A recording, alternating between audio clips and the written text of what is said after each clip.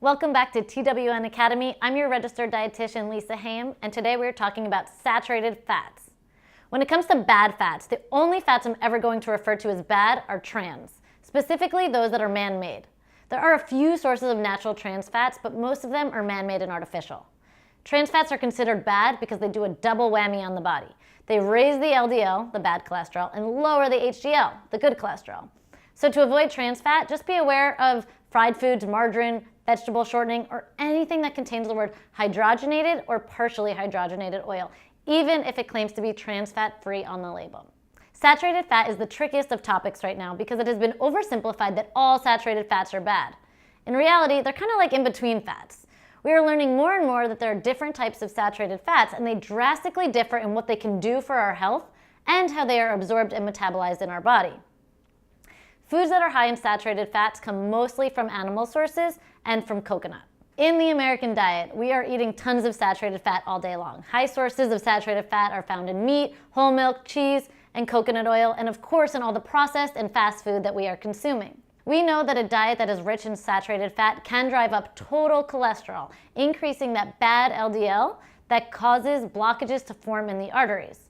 But we really were only studying one type of saturated fatty acid in the past. There is research to support the link between saturated fat and disease, but again, the key here is that not all saturated fats are created equal. In fact, foods like coconuts, coconut oil, grass-fed, and organic butter have actually made their way back into the health food store. And I'm going to explain why that is in this video.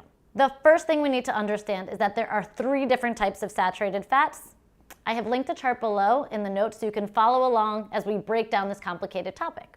We have long-chain triglycerides, aka LCTs, medium-chain triglycerides, aka MCTs, and short-chain triglycerides, aka SCTs. Foods can be made up of 1, 2, or all 3 of these triglycerides. The long-chain triglycerides are the type of saturated fat that are most linked to heart disease.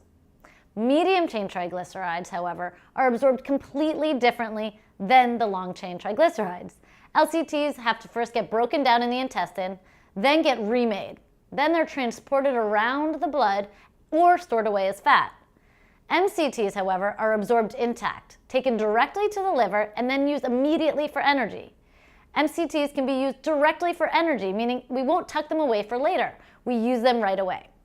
Carbohydrates are usually thought of as the main source of fuel that we can break down and get energy from immediately.